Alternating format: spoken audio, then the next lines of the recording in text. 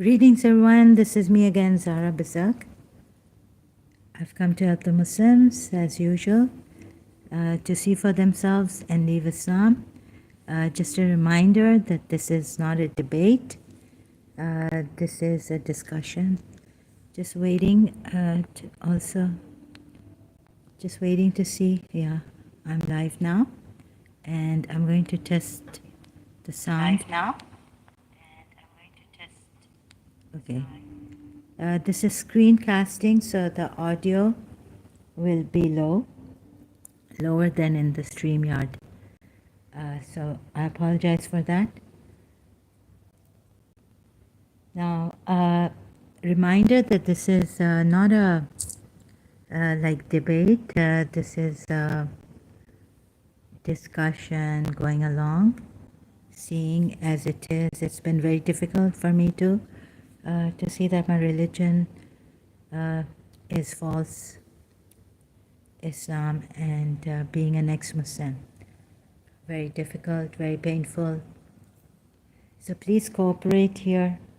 And also due to my condition, I haven't been able to read more or, the other religions. Like if you come and talk about Christianity or Hinduism, I'm not qualified to answer that.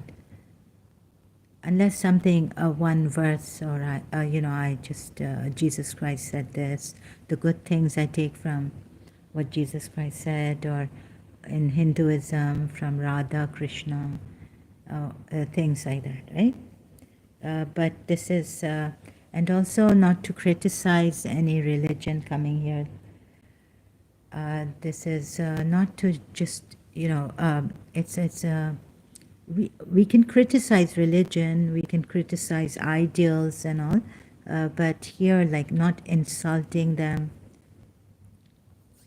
If you are from another religion, every religion has its ups and downs, or pros and cons. So if you're from a religion, please don't criticize another religion in the way here, at least. You can criticize, we can criticize it some other time, but as, for example, like the Christians do, that's a different matter, right? But not here. So thank you for understanding, and thank you for your cooperation. Okay. So like Surah Zumar, let's start. Surah Zumar, 39th chapter of the Quran, ayat 4. Again on this, if it's boring, I'm really sorry. I'm going to show you the notes now.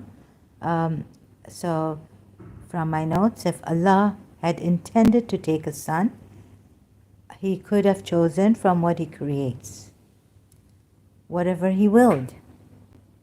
Exalted is he is Allah, the one, the prevailing. So I showed you in the previous ayats how, as he is exalted, it doesn't have effect on his being exalted. It doesn't have a effect on his being Allah, or his being one, kind of brushed on that. And the prevailing is the Kaharo.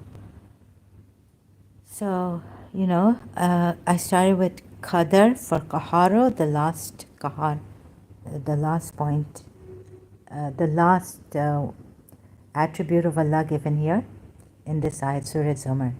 Why I started with the Qadar is because, Kahar means he's overpowering over everything, and then he could, so even like saying that he everything will be destroyed but his face, right?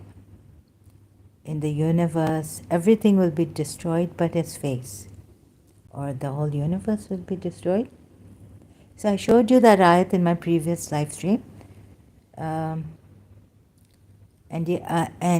also you would say that, human beings, even the messengers and prophets, they have a time period, they die or they are martyred.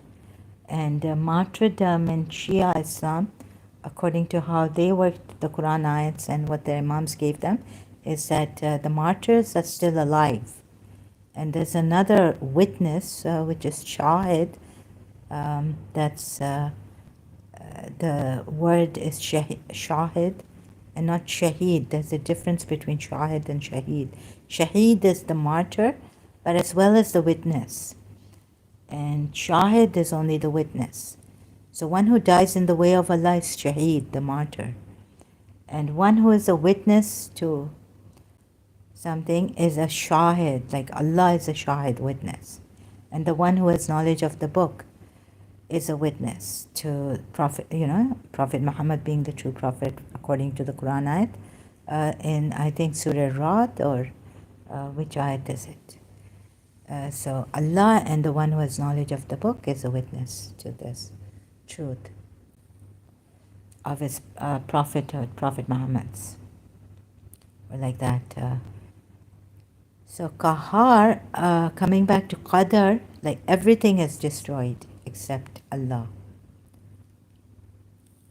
And we would say that even the messengers and all are, but the martyrs are still alive, right? According to the Shias. Even though there's a verse that everything will be destroyed save the face of Allah. So taking qadar for everything, like Allah has created everything for a measured, has measured it, counted it, and for a measured time, you would say, for a time period. So no one can be like him. And his son, if he takes one, even if he intends, like he says here, how the Muslims would go by this, ma'am, me aa gaya. Oh, Nangaram, hello Nangaram, long time no see. Brother, how are you? Sorry, excuse me, just having some water. Hope everything is great with you. Please give me feedback, Nangaram. So, do you understand why I took the qadar? Maybe I haven't explained it properly in my previous live stream. मैं अच्छा हूँ, आप कैसे हैं? मैं ठीक हूँ, thank you. बस चल रहे हैं. अभी वो आ गए हैं. Nanga Ram is here, so I'm going to goof up a little bit, be joking with him. Abhi, God has come, Nanga Ram. No, he was here. He was in London too, but he's made himself apparent. खुदा आ गए हैं. तो पागलपन शुरू है. नहीं, ये weird, हमारे गॉड आ गए हैं. नहीं, क्या किया है कि उन्होंने कहा है कि the universe has sent him. मैं उनको लंदन में मिली हूँ. मैम, मैं गंगा नहा के आ गया. अच्छा, आप गंगा में नहा के आए हैं. Very good. अच्छा,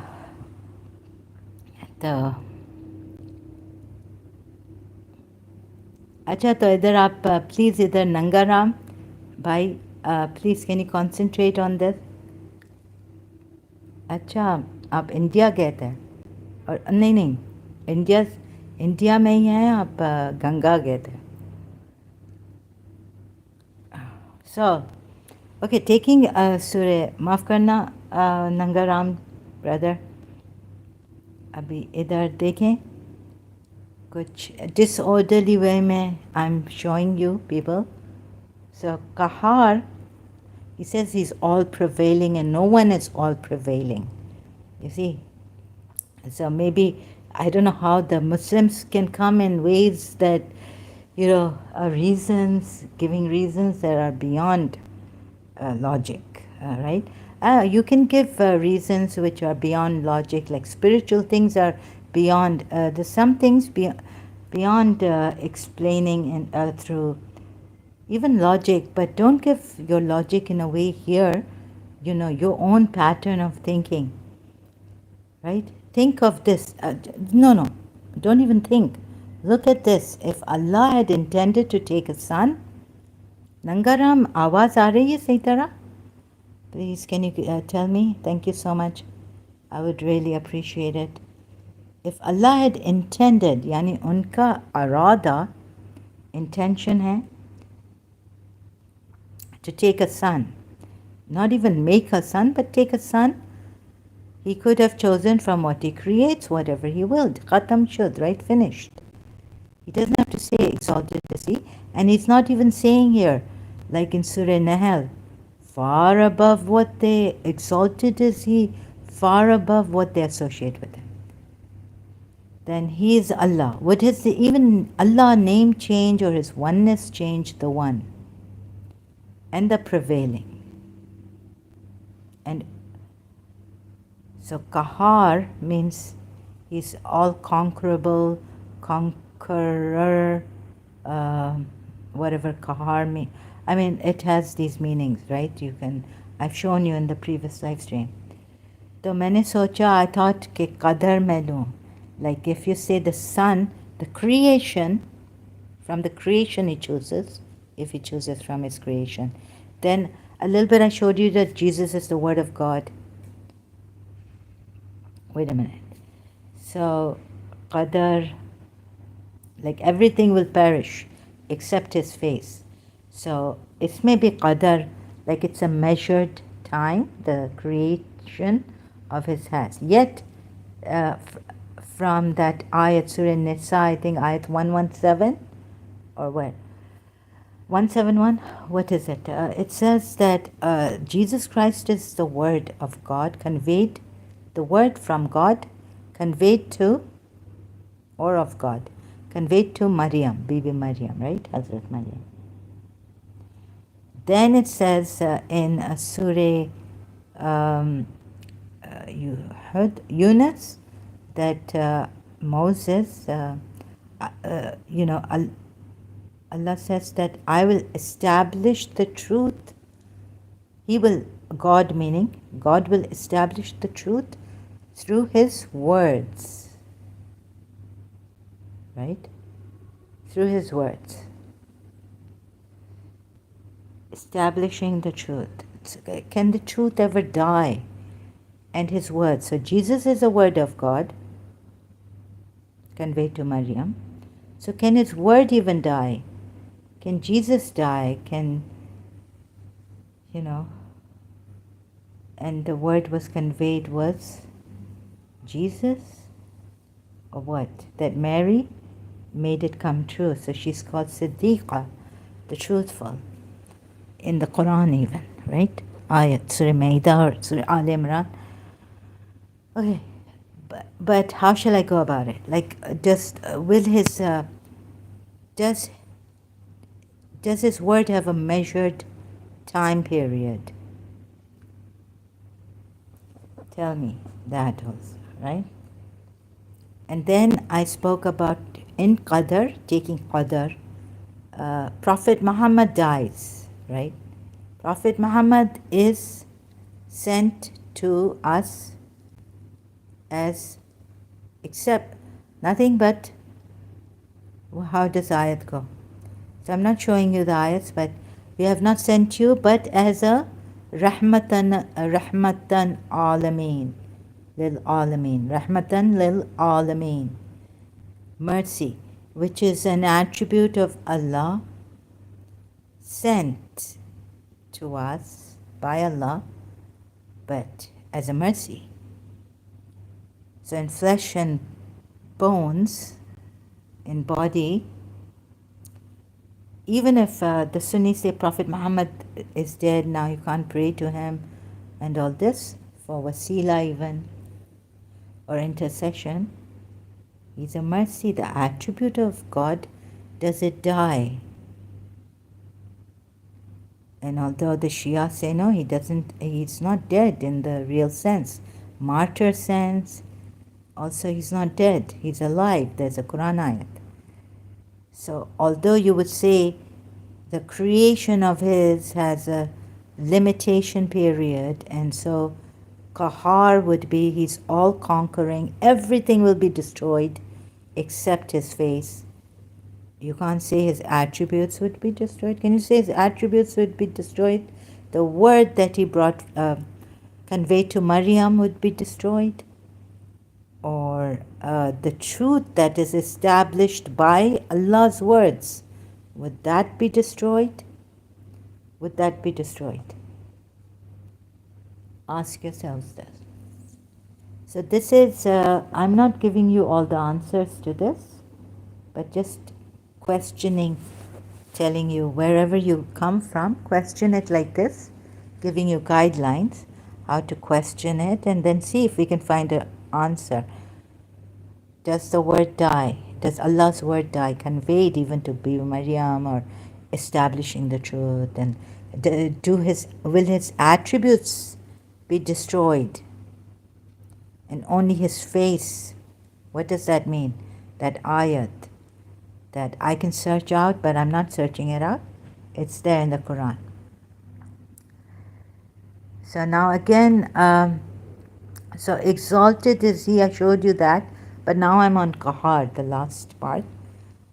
And this ayat, Surah 17, ayat 111 also says, and say, all praise be to Allah who has neither taken to himself a son. So the begetting is not even here. Like he says here, he can take a son if he intends. So is his intention lower than his being exalted, he being Allah, the one, the prevailing? Then here in Surah 17, ayat 111 says, he has taken to, he neither takes, he does not take to himself a son without even begetting. So definitely if you say he can't beget, it's not that he can't beget, but he doesn't have to go through the process of begetting a son or anything. Because he just says to it, be, and it is. Surah Yasin ayat, arada, when he makes an arada, intention, he says to it, kun fayakun, be, and it is. I showed you in my previous live stream. So I showed you Surah Yasin ayat also. So here in Surah 17, ayat 111 says, he neither even takes to himself a son, taking a son, nor has he any partner in his kingdom. Then I showed you an ayat which I had a problem with, seeing that it meant Allah's messenger is the owner of the kingdom, the dominion, the mulki of the heavens and the earth. And Surah Al Imran, was it? Or which surah was it? 158, trying to remember. So that also, like, okay, you'd say he gives his kingdom without measure to whom he wills. There's another ayat. But he has no partner in his kingdom. Right? He has no partner in his kingdom.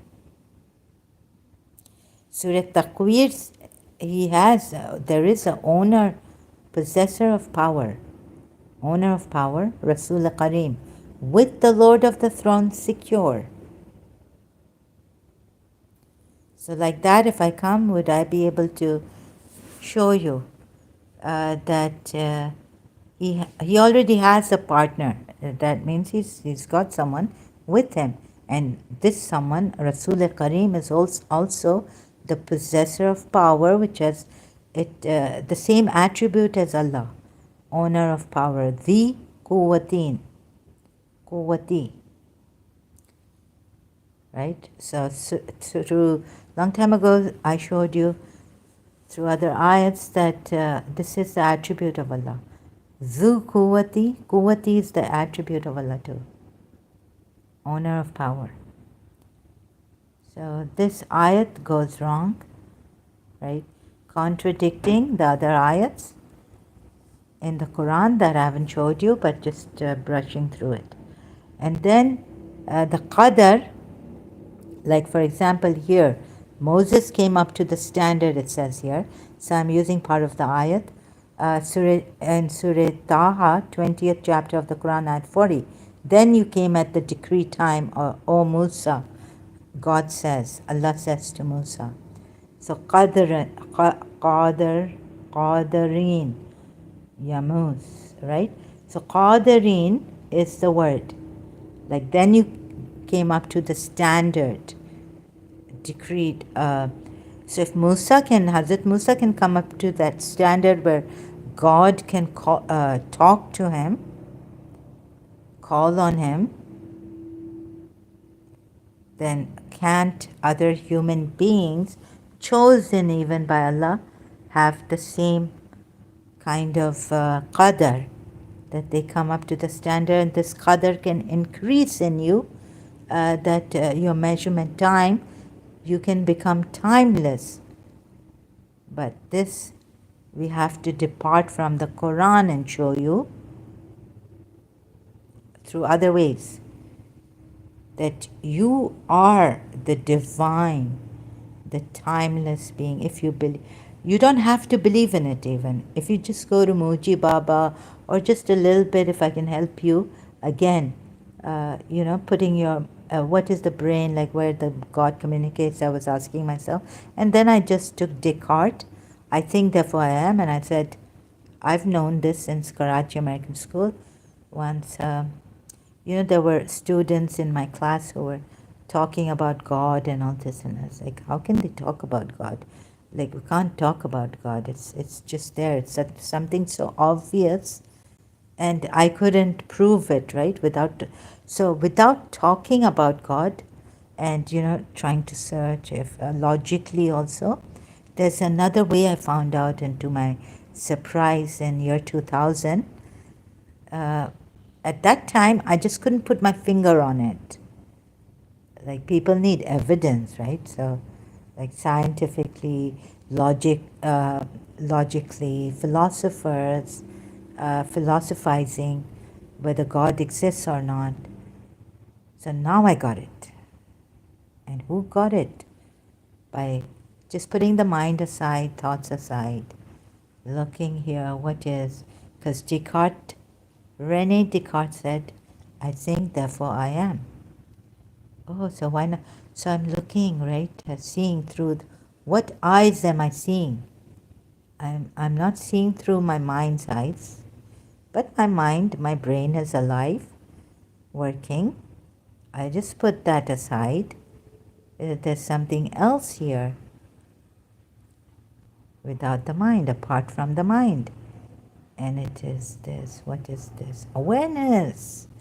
It's like it's aware. Okay, like how I found. Oh, I'm telling myself. Oh yes, it's like awareness. Is it? Yeah, this is like the presence, awareness, eternal. Oh my God, this is eternal. Something like awareness, pure awareness. So at that time, it wasn't like eternal or anything, but now, right, going through what Muji Baba said, with the help of Muji Baba, seeing.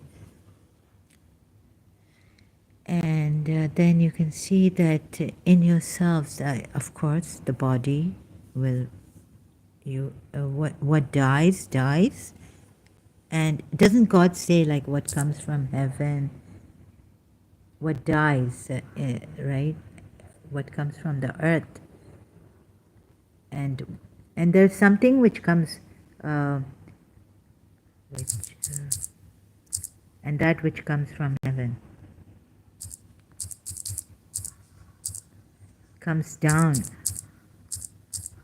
So I'm looking up, like at one time, and on my roof. Oh, that thing that comes down from heaven. And something that is in the earth goes back to the earth. But something which is not from the heaven, not from the earth, which comes down from heaven. Let me show you a Quran ayat if I can find it here. He knows that penetrates into the earth and what goes forth from it, what descends from the heaven and what ascends to it. Okay, I found it. Surah, thank goodness. I found it. So, does this have qadr? And can this be destroyed?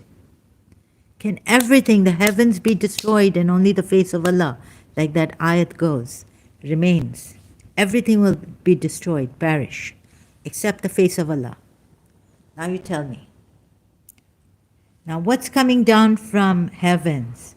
It's like, oh, it's the light of Allah, or the divine light of Allah coming down from heaven. Please Allah, I want to align with it. I was on the roof thinking of this ayat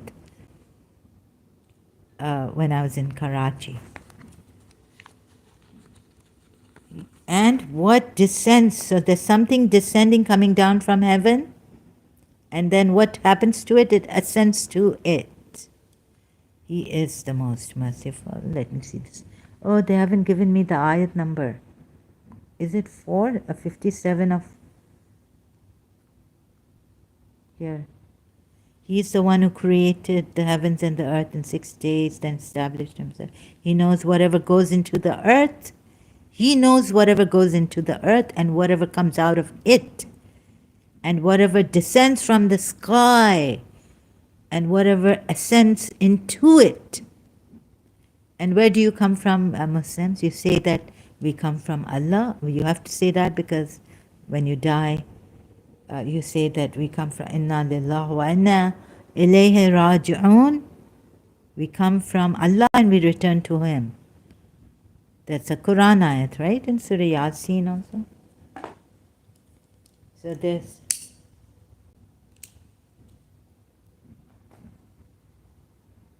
himself on the throne, established himself on the throne. He knows whatever goes into the earth and comes out of it. So this dies. It goes in, or maybe it's a changing, it's like, okay, it goes back to the earth, right? So whatever descends from the sky goes up back to the sky or the heavens.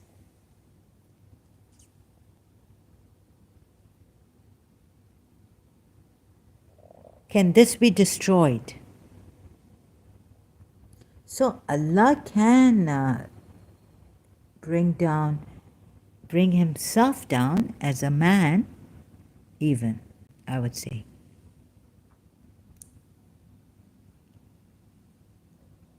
The cosmic energy in each and every one of you is there. The divine cosmic energy. The cosmos is in you. The whole. Imam Ali has said that.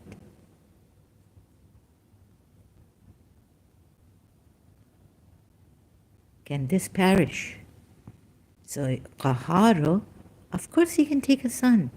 And this son doesn't have to die. Doesn't have to be destroyed.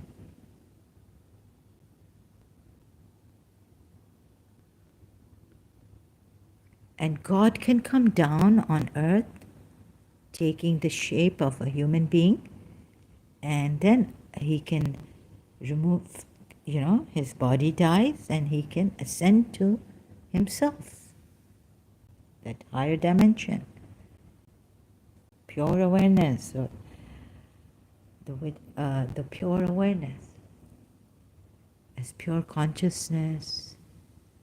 Because beyond pure consciousness, what are we? Nothing. There's nothing. You will have no awareness of anything. Like it's not even a thing. It is just nothing, not even awareness. So you wouldn't even know existence. So you wouldn't know existence without pure awareness. Or the only thing, even God has to have awareness for it. Without awareness, it's all dead. It's not even dead. It's uncreated. It's not even in any way existing. Hosho hawas nahi hai jab, when there's no. Okay, the perception is that we have the 5 senses. The perception, how to perceive. With your 6th sense also you perceive, right? 6th sense. So 5 senses you have, and your 6th sense perceives something intuitively. So let's discover. But without awareness, what can be perceiving? What can you, there's no awareness, how can you perceive anything? So that's the grounding. Even God needs the awareness. This is so general, so universal, that one can only say that one can realize that this pure awareness, not say, but realizing, say, that God is pure awareness, pure consciousness. You can't, even we, who I have done this, seeing, I can't go, I'll be dead in this body. So this has limited awareness perhaps, but you can see that this awareness is not limited. It's pure awareness and all this, but our body, our brain, somewhere in the brain perhaps, there's a connection with pure awareness, right? With God,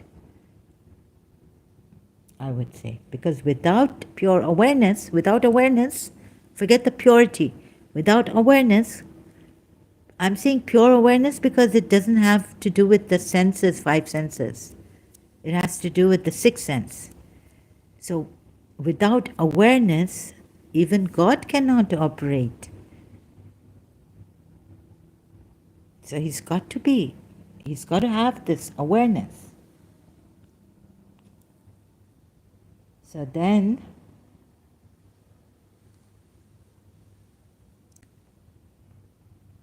what was I saying?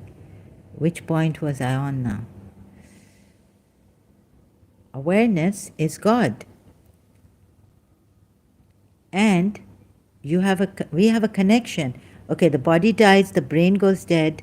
If the brain goes dead, the body is still alive. For how long? And it doesn't have awareness.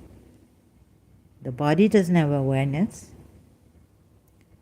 Brain dead or in anesthesia.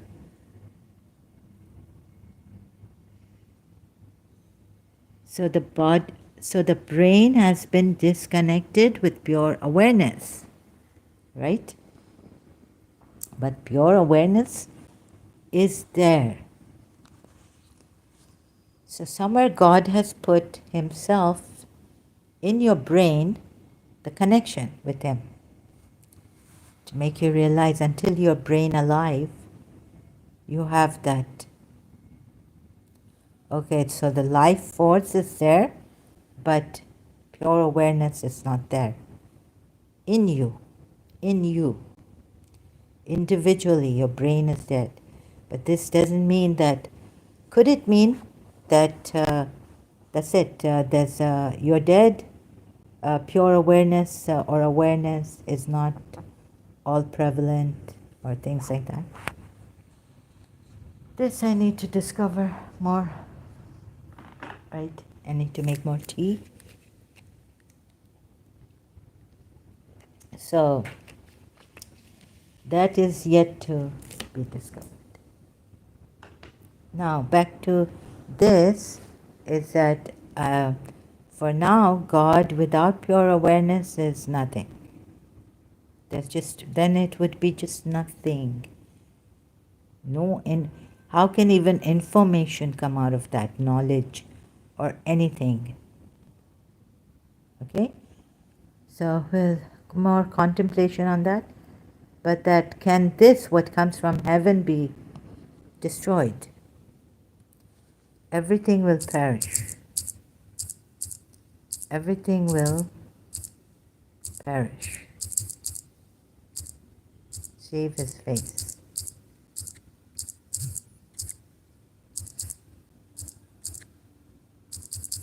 So this Ronad,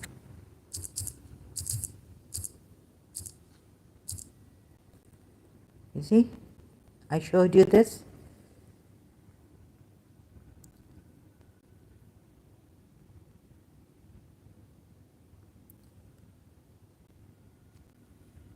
Do you think the heavens would perish?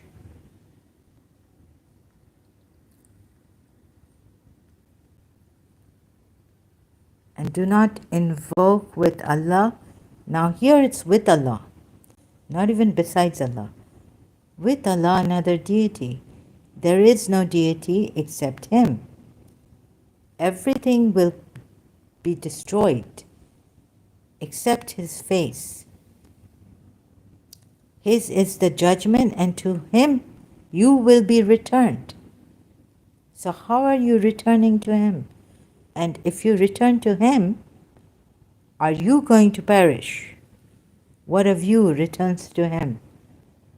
You will return to Him. And to Him. And do not invoke with Allah another deity. I mean, this kind of argument given here, the reasons given here are debatable, the questionable, right? Because you'll be returning to Him. So do not invoke with Allah another deity. There is no deity except Him. We know that, okay? I think the ones who also worshipped idols know this. They don't just stop at idols. Why would they stop at idols? Worshipping God through the idols, they're worshipping, calling them gods. I don't understand why they would stop at the idols. This also. And then if someone says they stop at idols, the Hindus, those who worship idols, just stop at idols, that is wrong.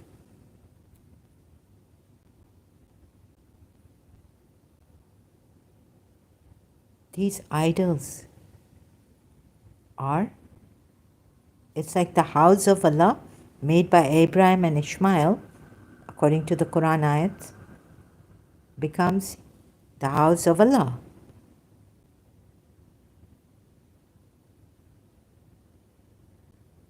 And we don't even say that this Allah is living in this house.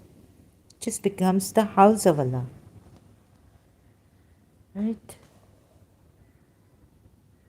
And Allah Himself has made it His house. Not having a house, a place or anything.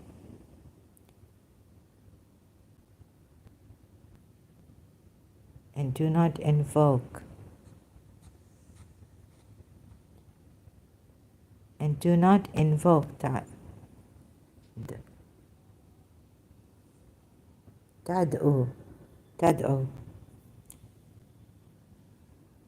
And I showed you how Allah invokes the wardens of hell. Which ayat was it?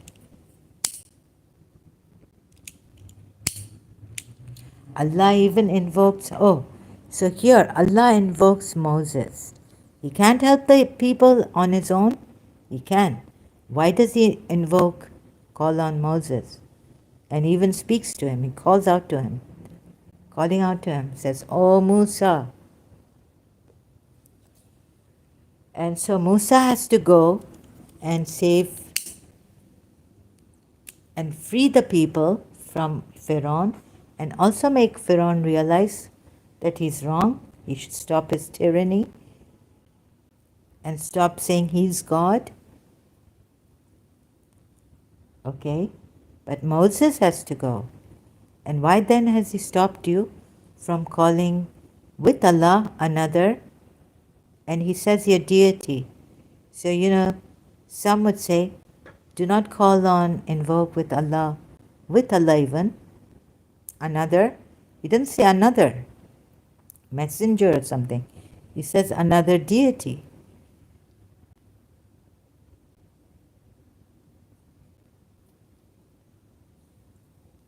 God. But I think you can call on Moses. And then the Sunnis say, until even Prophet Muhammad was alive, you could ask him for intercession, call on him, this, that, right? Call on him to pray for you. Take alms out of the wealth. I know the Surah Tawbah ayat, right? Take alms out of the wealth for them and pray for them. And had the hypocrites come to you and all this, asked for forgiveness, and you had asked them for their forgiveness. So they would go to Prophet Muhammad, using him as an intercessor, intermediary, or wasila, means of approach to God.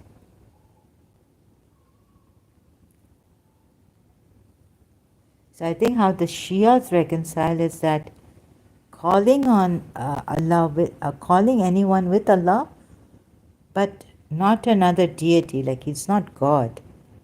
He's not God. Because Allah also calls on Moses to help the people and Pharaoh. So this, you see the problems in the Quran ayats. Sunnis say no, do not call on anyone but Allah. And those you call upon now, Sunnis can use that ayat. Those you invoke, they themselves seek means of approach. Those you invoke, or they invoke, seek means of approach.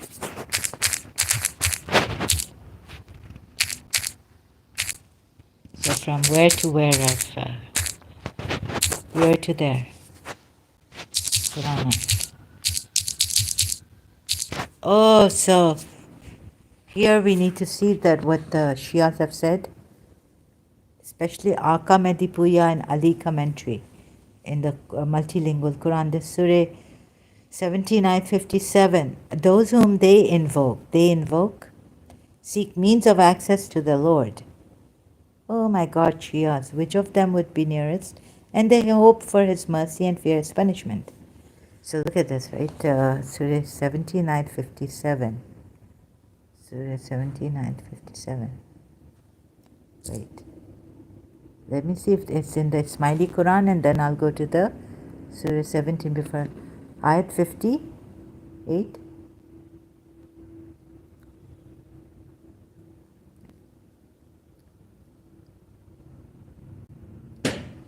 57 or 58?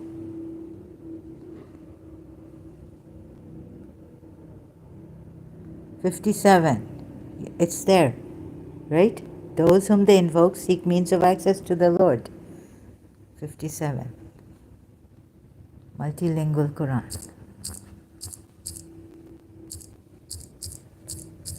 There's some sound going on, noise in the background. If it's disturbing you, really sorry for that. I apologize. Multilingual Quran.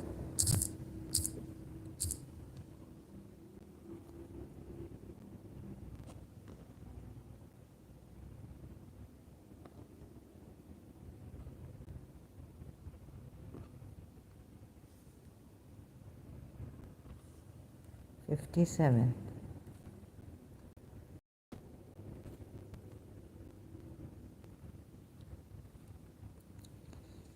Yeah. Remember I read this? Aka Medipuya says it is futile to worship prophets, angels, and heroes in spite of the fact that they are good and holy and near to Allah, because even they seek means of access or approach, wasila, to Allah. Some schools of thought view that obedience is, wait a minute, calling on would be in worshipping. So Aka Medipuya is saying it is futile, meaning calling. Yet the Shias, don't they call on Aka Medipuya was Shia. He's put it in a way that worship. It is futile to worship. Those whom they call upon do desire means of access to the Lord. Oh goodness, some schools of thought. I really didn't understand the wasila besides taqwa, therefore obedience cannot be wasila. But calling upon, I really don't know what, Aka Medipuya is trying to say here. The Quran and the Ahlul Bayt teach us that Holy Prophet blessings and his prayer for forgiveness is a means of access or approach to Allah, besides man's own deeds, because the Holy Prophet is the first and the foremost. Hello Shias, why do you call on Ali then? or Prophet Muhammad. It didn't say worship. It says call. And Aka Mahdi Puya has gone straight to worshipping. This is the problem, you see? So many problems of saving, helping Shia see for themselves.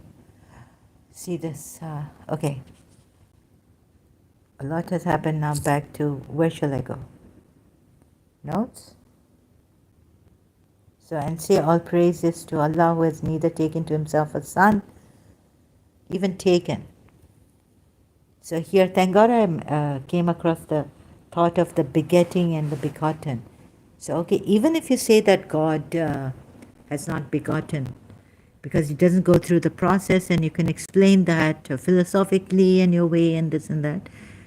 Okay, I understand that he doesn't go through the process, because in Surah Yasin, he says be and it is when he makes an irada, when he makes an intention. He says to it, be and it is. So he doesn't go through the process of reproduction like men do, human beings, males do. But taking for himself a son, right?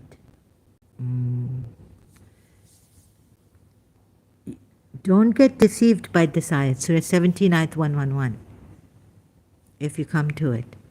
Nor has he any partner in his kingdom, but he gives it to whom he wills, without measure, his kingdom. Ayat. So, again, but look at Surah Zumar again, ayat 4. If Allah had intended to take a son, he could have chosen from what he creates, whatever he willed. And then we give, then you'll come to Surah 17, ayat 111, and you'll say, let's exhaust this. You'll say, no, because there's no, even here if he says, okay, intention is not lower than exalted is he, is Allah. Is Allah's intention lower than what he is? No. And the kingdom, he's sovereign above everyone, right? Even let me show you this ayat. Allah is the sovereign.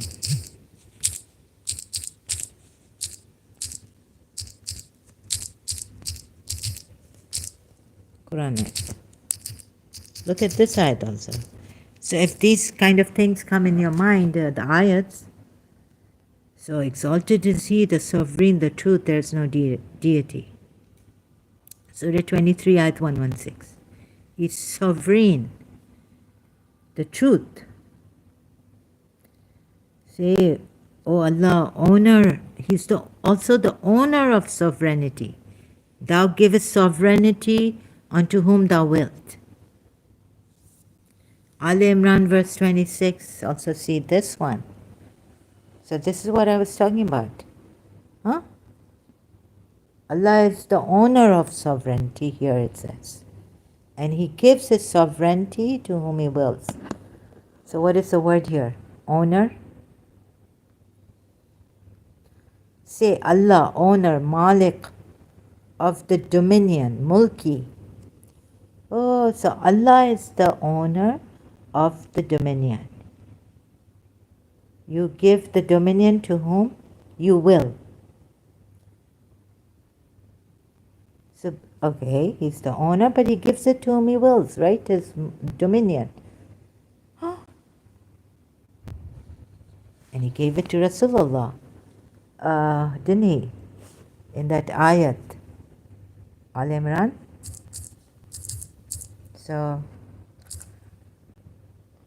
So many problems, really. That Shias and Sunnis think, the religious scholars have worked it out, they've worked it out. 158, this is not the one. You will be gathered unto Allah. So I'd written some about Imam Hussain, that, his love. You don't know love of Allah, right? You people who object, Muslims who object to our crying, meaning azadari, doing for Imam Hussain, you don't know how far love can go. Allah has, Imam Hussein, God knows what I had written like that. In detail, I don't know, but he has gathered his love. Imam Hussein said, I gave my pieces in sacrifice. Like his pieces he gave. He has gathered his love. How far? You don't know how far love can go. Gathered. Unto Allah you will be gathered. Ooh. Whether you die or are killed, how will you be gathered unto Allah? Tell me. What part of you is going to be gathered unto Allah? There has to be some spirit that you either blew into Adam. Oh, so you are the spirit that he blew into Adam. But you see, you have lost it. You are, and you honor whom you will. Even what to izzu, you will, and you humiliate whom you will. In your hand is all good. Khair. And indeed, you are on everything qadirun. So here it is like all powerful. You are all competent. This is the qadir. And I don't know, through qahar, I went to this qadr. You are the all powerful.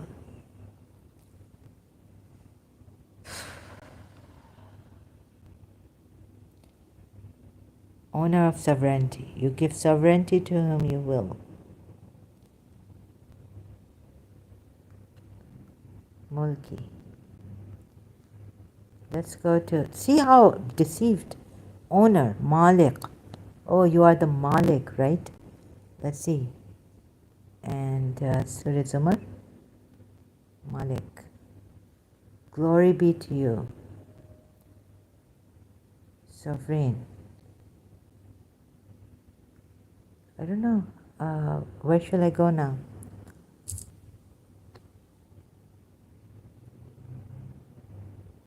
Exalted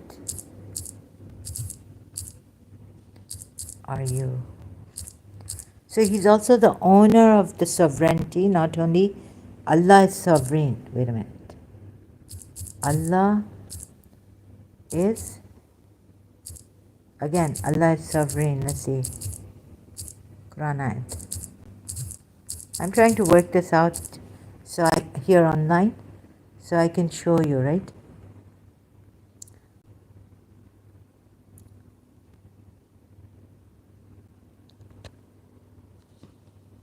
Allah is sovereign. Surah 23, ayat 116. Let's go to Surah 26.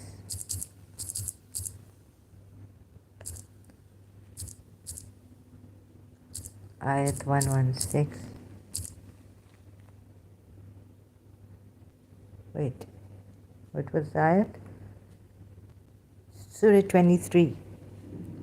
Sorry, I make these mistakes. How bad I am really. 23. Oh God.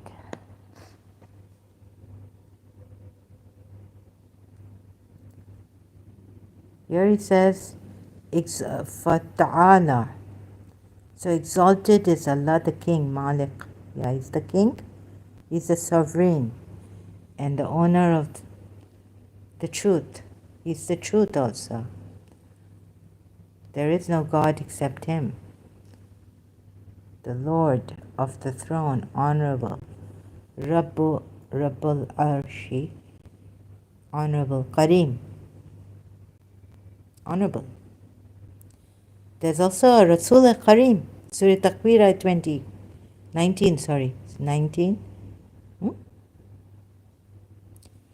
And he's given his attributes to Rasul. This Kareem. He's honorable. There is no deity except him, Lord of the noble throne. Oh, his throne is noble. Sorry. The Lord of the throne. Honorable. Oh, his glorious throne. Sorry, excuse me. I got it wrong. I apologize. Lord of the honorable throne, it means. Lord of the noble throne. Karim is his throne. Exalted be God, the true King. There is no God but him. The Lord of the glorious throne.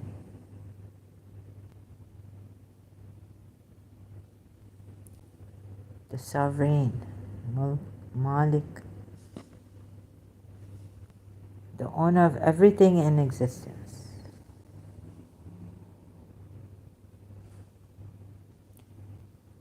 How shall I show you that all these verses you can give me and say, that's why, that's why. Here. He can, of course, if he intended, he can take a son, and then you'd go, beyond this, he could have chosen from what he creates, whatever he willed. But he says, I don't do this, because even this I don't do. Not that, begetting, forget it, right? Neither, Surah Ikhlas, verse, ayat. But even taking a son, if he intended, he could have. But why doesn't he take a son from what, if he intended, and say, all praise be to Allah, who has neither taken to himself a son, nor has he any partner in his kingdom. He doesn't have a partner. Oh. And but he shares his kingdom with whomever he wills. Allah shares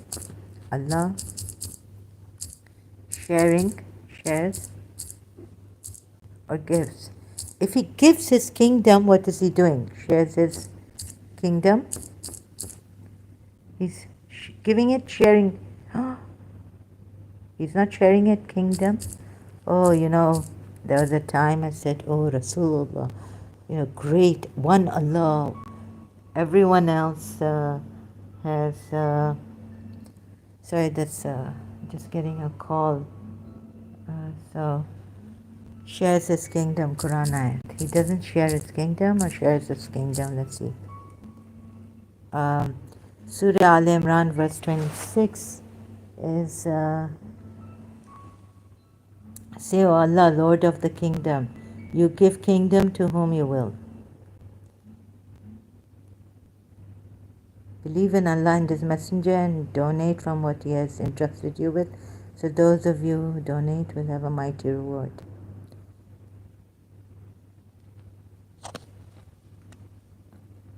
Allah does not share His kingdom. Allah does, sorry, I'm doing this online, does not share.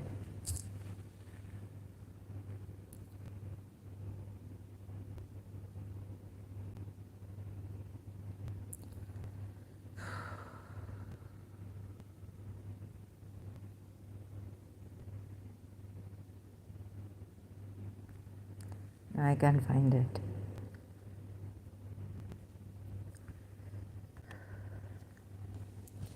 Wait a minute.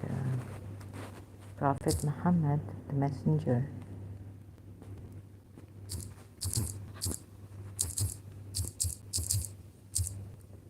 Owner of the dominion.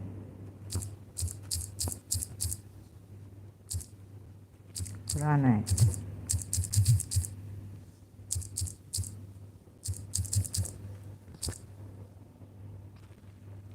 Oh, it's Surah Araf, 7th chapter of the Quran, ayat 158. I am sent unto you all as the messenger of Allah, to whom belongeth. It doesn't say as the messenger of Allah, and then it doesn't say like to Allah then belongs the dominion of the heavens and the earth, does it? It says I am the messenger of Allah, Rasulullah, to whom? Like this whole Rasulullah, to whom belongeth the dominion of the heavens and earth. It belongs to Rasulullah, not to Allah here. Because the other ayat says, I give the dominion, kingdom, same thing, mulki, to whom I please, will. And I've done this ayat, remember, before in my old screencasting live streams, explaining to you. So, like Allah doesn't do this, Allah doesn't have a partner, but then He gives us, He doesn't have a partner in His kingdom, right? Surah, He doesn't have a partner. Because, nor has He any partner in His kingdom. Oh, meaning no one, meaning? In what way? In every way, or like He doesn't share His kingdom with anyone, or that no one controls His kingdom except Him? Controlling.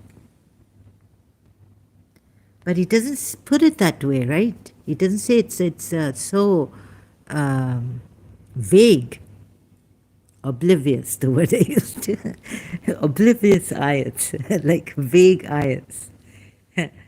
So He could have said, I don't give a partnership, nor has He any partner in His kingdom. But when He gives His kingdom to someone, when He gives His kingdom, the owner of sovereignty gives His kingdom, isn't He sharing it, giving it to someone, gifting it? What is He doing? He's giving His kingdom away. That's okay. Then you'll say, the Muslims could say that He's the owner of the sovereignty, but He can give His kingdom away, and that's not in partnership. So it's not like we're together working on this. He's the controller, He's the owner of the kingdom. Let's see, keeping things open now, for now, right? If I will keep coming back and doing this, I can't prepare in my mind. Whenever I come here, just preparing a little bit, and then I go from there, like with other ayats, I haven't prepared. So leave it open until the next time.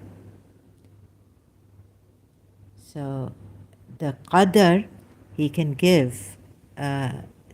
He doesn't have to give qadr to your spirit that He has blown into Adam, and the breath is His. In this body it is limited, but His breath He breathed into. He breathed. It must be His breath, right? Because He breathed. Allah breathed into Adam.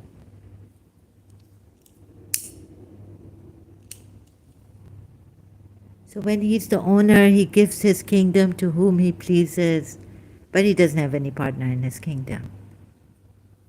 I guess He doesn't trust anyone, not even Rasul Kareem, who is the owner of the heavens, who is the owner of the heavens and the earth. But He's trust. See that ayat in Surah Araf means that Rasulullah is the owner of the kingdom of the heavens and the earth.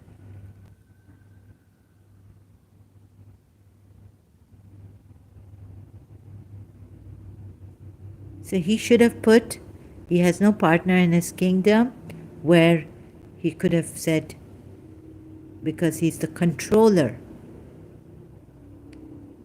nor does He need anyone out of weakness to protect Him. So glorify Him in a manner worthy of His glory.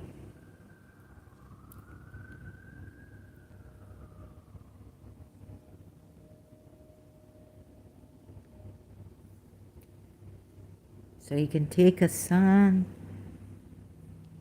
but He could have chosen from what he creates. Wow, you would say amazing. At one time it was like amazing because people have made sons of God and God is a son, begotten also. But even that if he intended, he could have taken a son and could have chosen from what he creates, whatever he wills. Exalted is he, it's Allah the one, the prevailing. So if I exhaust, that doesn't make a difference, even if he takes a son like that, and by just intending and what he creates, exalted is he. Doesn't make a difference to his exaltation. He is Allah. Doesn't make a difference to him being Allah the One. Doesn't change his name even. The prevailing. Prevailing also, I went through Qadr, explaining that there are some things in you that don't have limitations. There are no limitations to you, to your spirit. When you pray to God, expect miracles also. You see, God gave us the miracle, right? Answered my prayer. This, wow, miracle that God gave to prophets, right? So expect miracles. God gives to you. Here.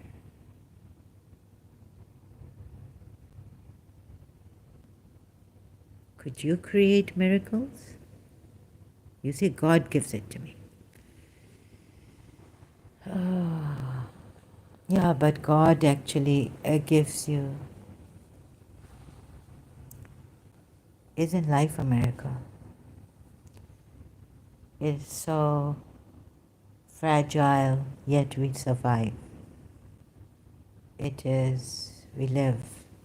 It is so unpredictable.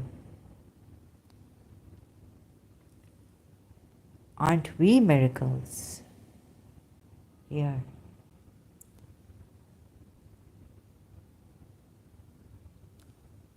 That doesn't mean we have our ego. You see, people thinking they're powerless, God is the most powerful. Then we do all the mischief in the world. Something, But if you knew that you had unlimited power, would you be a rapist? Rapists, they rape due to not because of lust or seeing you in miniskirt or, the women or... No. There are times when they rape because they want power. They feel, you've put them down or something. No, or someone, not you, but you are just a, victim of something in their minds. Rapist psychology, if you... Why do they rape? Because they feel powerless.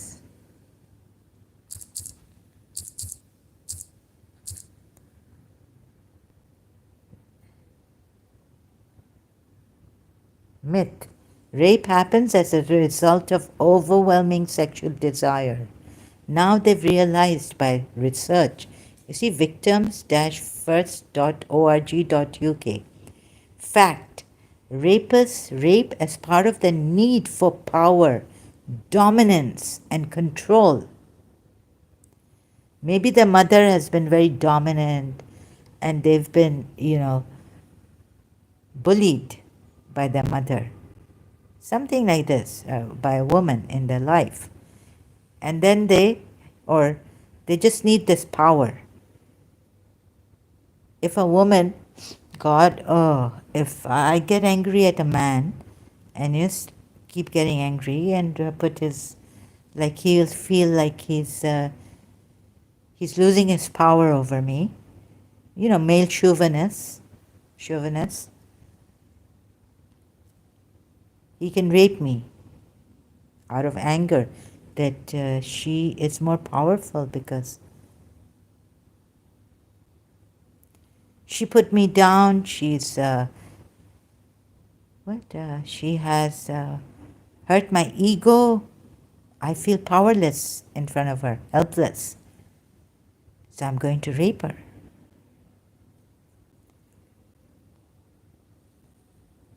As a part of the need for power, dominance, and control. So if you have unlimited power, unlimited, what would you do? This was also recently, I saw in a recent video, Dr. Susan Chomsky saying, even Brian P. Grossi, the American coach, spiritual coach, helper, has said this. What would you do if you had unlimited power? Would you do zulm on others? What would you do? And some men like Nangaram, my brother here, he likes to be overpowered by women. So we're safe. Even if we get angry at him, we're safe from him. We know that he won't rape us. They like to be under women. So anyway, so if you had unlimited power, like Firaun said, I'm God, right? I don't think a person who really feels that they are divine and connected with the God or cosmic energy, they have all the power in the world, would do zulm on others, so be tyrants. You know, tyrants, it's all hunger for power. But if you really, you see, all this is hunger for power, not even wealth. Wealth you gain to gain more power over others. It's the hunger for power. So once you realize that you are divine, and that's not even blasphemy. People say, oh, blasphemy, blasphemy, blasphemy. You won't do bad things, overpowering others, trying to gain more knowledge. You know, knowledge is power. That's why we go for it. The greed is there, arrogance is there, but one of the main things for men and women, people, human beings doing zulm on others is feeling powerless, helpless. Or they go into depression and, or they go into self-destruction. Helpless, feeling helpless. Or they say, okay, hungry for power. We're going to, earn money. We're going to be kings. That's why most or some kings were very, harsh and zalim, cruel, tyrants. Or they had you as servants or slaves. Tyranny. So once you have power, once you know you have abundance, and you don't even need to control anything, manipulate, like pray for miracles happening, and oh, miraculous God, like I used to pray in college. Oh Lord, I know you are the miraculous God. All like at once, once, in my life, miraculous God. Another time, creator God. But here he was in St. Joseph's College and he was my miraculous God. I called him the miraculous God. Miracles were happening. So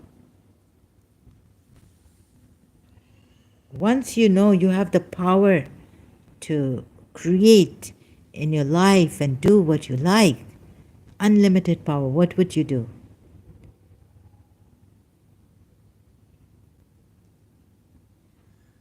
What I would do is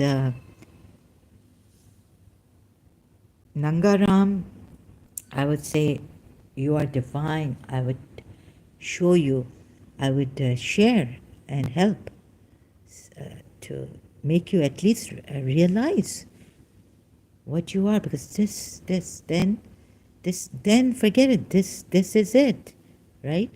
You are not, because if you suffer thinking, God is not helping me, I'm not feeling well, something's happened to my health, you suffer like that. So I don't want people to suffer. You have abundance within you, contentment. And so you don't lose your contentment, you're satisfied because you have abundance. Not because you are compromising and satisfied with little that you have. You're being very grateful to God or someone who has given you something. No, no. It's not because of that. It's because, that contentment is something that I have abundance. And you don't go doing mischief. It's all power-hungry people who go doing mischief. Or those who have been oppressed and they want to take revenge or to seek justice, control. Why is he controlling me? I don't want, of course, I don't want anyone to control me, and I won't control you. You see, the person trying to control us is the person feeling like they are power-hungry people. Control freaks are power-hungry people. Once you know you have power, you are divine. You are, so God, sorry, he's got it wrong here, right? God.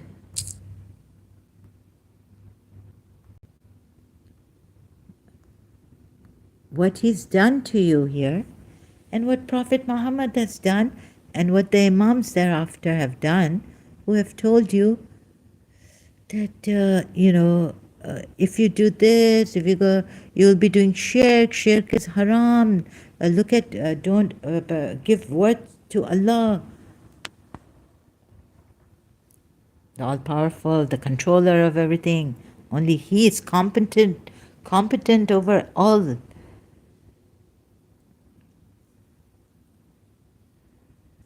You are weak. You're low. He's giving you such a low self-esteem, you will definitely do mischief, I tell you. Except for exceptional cases are there in our religious scholars, our Shias, our Sunnis, our Muslims. Exceptional cases are there. But once life hits you, I haven't seen anyone become Imam Hussein, right? Once life hits you very hard, exceptional cases are there. There were Sayyids who were killed by Sayyid Shias, I heard, in like a Tabatabai family, Al-Hakim family. But they would open the Quran, the patience, immense.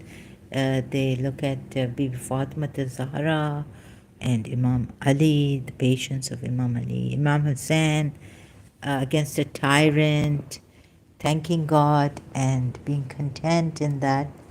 Okay, that you can take in a linear way, but still, just imagine if you had unlimited power and you estimated, it wouldn't be that you're estimating God in a lower way.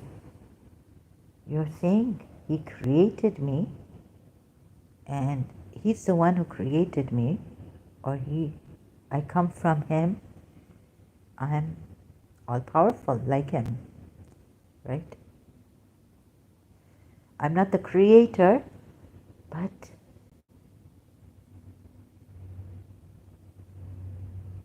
see, then you need Allah, and then even in love, relationships, once the need is gone in a relationship, do you think you're going to stick to your father? Once the need is gone for your father, for your mother, or for your children, unless some ego stuff that they're my children, they should help me when I'm not well, things like that. But let's say there was no need. You were needless. Would you be doing mischief? Be like God. Imam Hussain has said. Otherwise, you'll be like, oh God, you are so needless. How can we then give you anything? You don't need anything, and then you can love without needing someone, wanting someone. Unconditional love. Oh God. This also, your love will be so healthy, like God's unconditional love. For Pharaoh too, that's why he gave Pharaoh time. He gave Pharaoh life. Oh God, you are so needless. How then can we give you anything?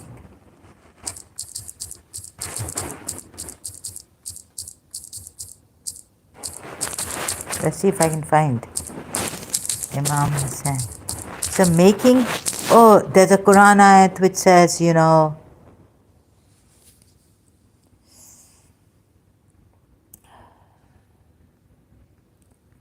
God, where is it?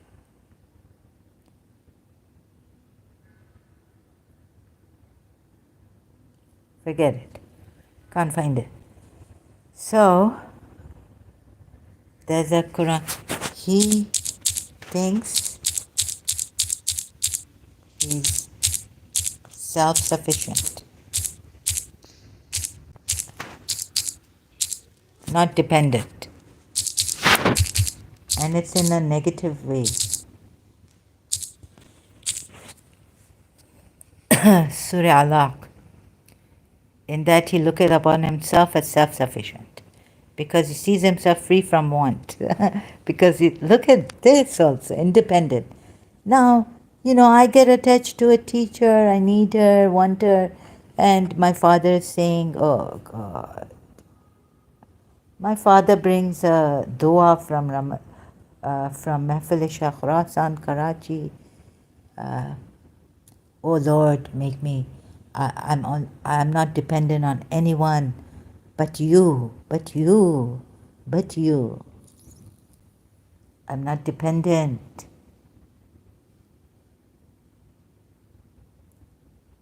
This they've put in a negative manner in Surah Alaq, Surah 96, Ayat 7.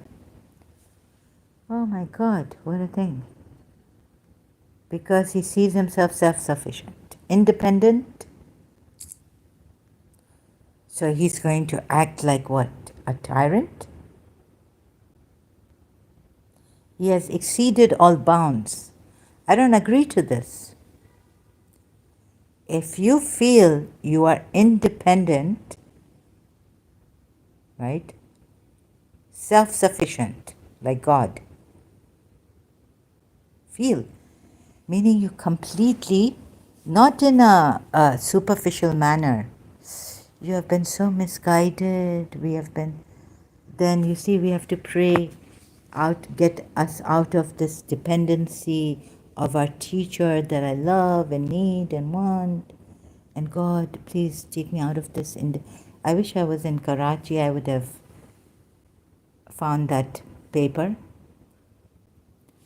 Ramadan prayer. It had timings, this, that. Oh God, make me independent of everything except yourself. I prayed so hard. So I could become independent of not wanting my teacher back. And sorry, I have to help the Muslims come out of this kind of thing. That if you are self-sufficient, independent, not like, I want to be independent from my father and work.